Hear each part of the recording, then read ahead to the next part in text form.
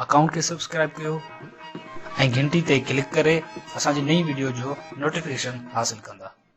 Educational गाला है actually अंग्रेजी जी हिकड़ी कहावत है, हिकड़ो अंग्रेजी जो प्रोवर्ब है त low minds discuss people, average minds discuss thoughts, but master mind discuss ideas. ही जेके आइडियाज आहिनि ये अनकॉमन माण्हुनि जा कम आहिनि। असिस्टेंट कमिश्नर साहब हिकिड़ो इंतहाई इहसानुल्लाह यूसुफ ज़ई साहब न सिर्फ़ CSS ऑफिसर आहे पर हिकिड़ो पढ़ियल गढ़ियल ऐं वॾो लिटरेट क़िस्म जो ऑफिसर आयो आहे, जंहिंजी सुपरविजन में हिकिड़ी टीम ठही मुख़्तलिफ़ एजुकेशनिस्ट गवर्नमेंट ऐं प्राइवेट इदारनि जा जेके रिप्रेज़ेंटेटिव्स आहिनि उहे आया, ऑर्गेनाइज़िंग कमेटी ठही।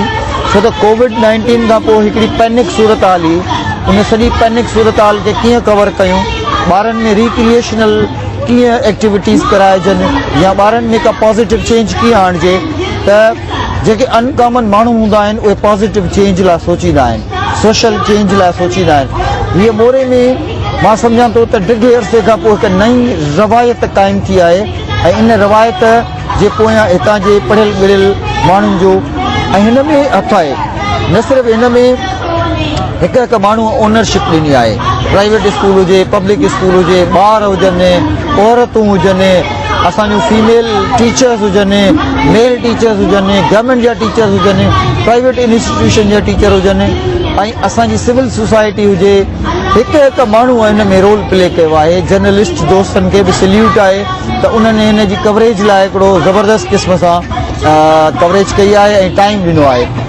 ऐं हिन इवेंट जे मुनासिबत सां तव्हां ॾिसो त अॻियां तव्हांखे स्ट्रीट लाइब्रेरी जो कॉन्सेप्ट नज़र ईंदो जेको दुनिया जे सुधरियल इलाइक़नि में हूंदो आहे ऐं उन इलाइक़नि खे मद्देनज़र रखे सिंध उनजी आॾो त अॼु जी सिंध कुझु बि कान्हे पर असांजी हज़ारनि सालनि जी तारीख़ ऐं तहज़ीब आहे, जंहिंमें सिंध हिकिड़ो वॾो इल्म अदब जो वॾो खितो रहियो आहे।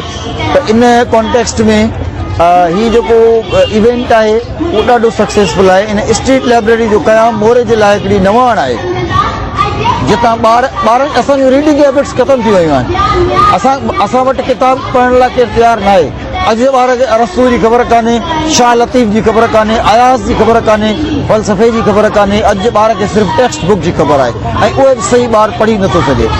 पर जो ॿारु तॾहिं ई इन्हनि सभिनी मामलनि ते फोकस कंदो जॾहिं लाइब्रेरीज़ ॾांहुं माइल थींदो, डिस्कशन्स थींदा, इंटेलेक्चुअल गुफ़्तगू थींदी, फिलासॉफिकल गुफ़्तगू थींदी। ऐं अॼु जो जेको ॿियो तव्हांखे पॉट नज़र ईंदो उहो हूंदो लाइब्रेरी बुक स्टॉल जो, जिते असां बुक फेयर लॻायो आहे, मल्टीपल पब्लिकेशन्स खे अॻियां खणी आया आहियूं ऐं हज़ारनि जे तइदाद में इन्हनि किताबनि खे ख़रीदो वियो आहे।